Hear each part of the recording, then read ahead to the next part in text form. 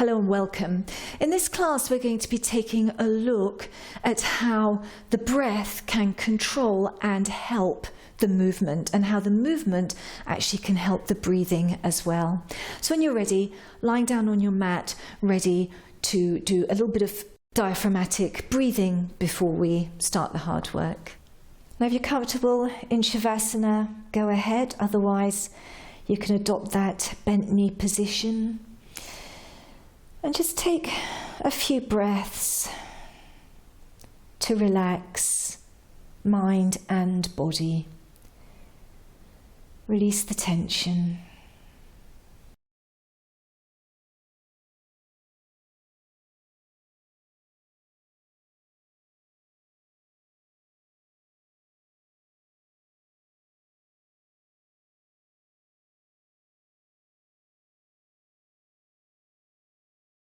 I'm going to start with the 100, which is a really great warm-up exercise, and it definitely teaches you how to control the breath and work on core activation. So when you're ready, go ahead, bend the knees. Think about a nice neutral position, hip bones, pubic bone on the same plane, arms running alongside your body. The next time you exhale, you're going to lift your upper body. So inhale, and as you exhale, forceful exhalation to engage the core, hold the core muscles, start to pump the arms up and down. 5 times to inhale, 5 times to exhale. Now just take a look at the pelvis, hip bones, pubic bone on the same plane. Pelvic floor lifted, navel to spine. Next time you exhale, see if you can lift a leg without the hips rocking and rolling, without the back moving. And then if you want to take it up to the next level, let the other leg float up. If your body just jumped, you're not quite ready for this level.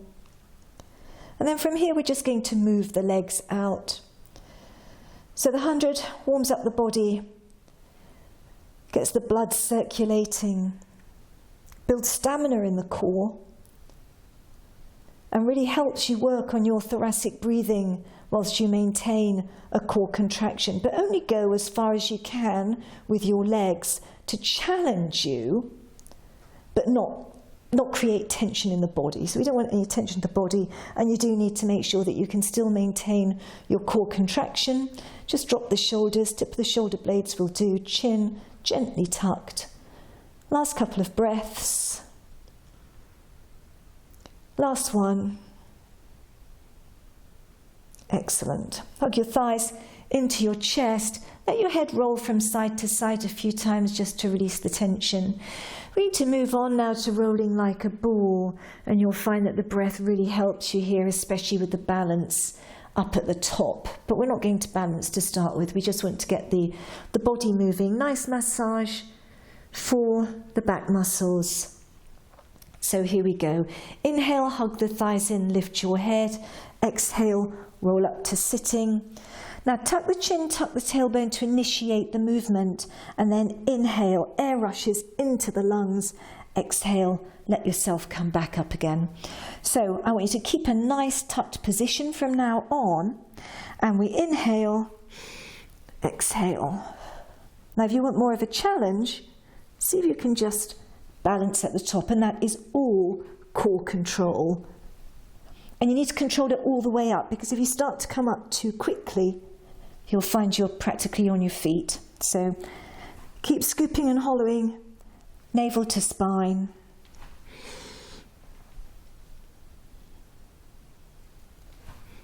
If you want a bit more of a challenge, you can hold onto your shins. That keeps you a little bit more tucked. And so you do have to use your core muscles just a little bit more. Last time. Okay, swan dive, lying face down. You want your feet hip width apart, and you're going to have your hands just in front of your shoulders, maybe mat width apart.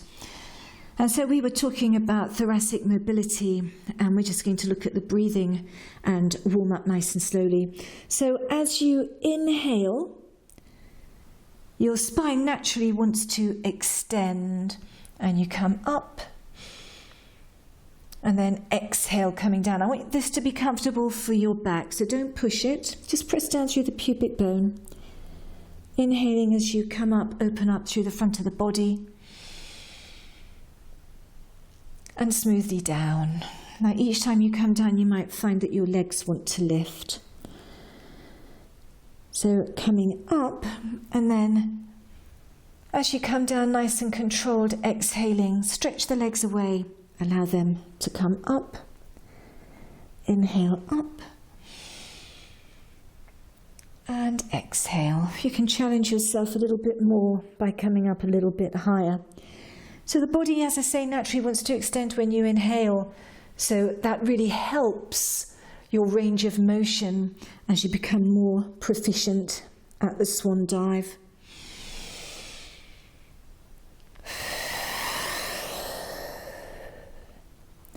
Great for back strength.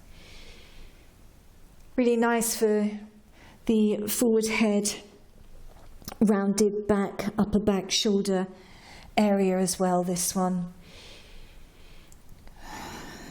Last one coming up.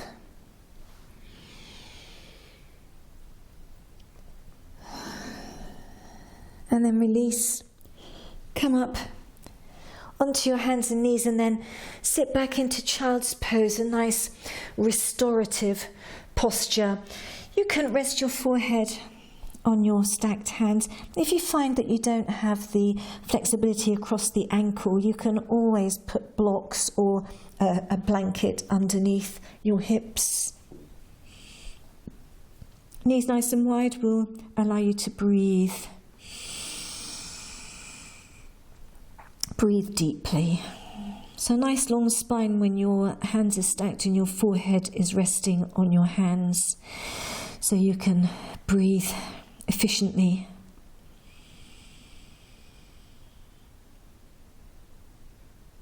And just take a moment to feel those movements in your body. You can stay here as long as you like.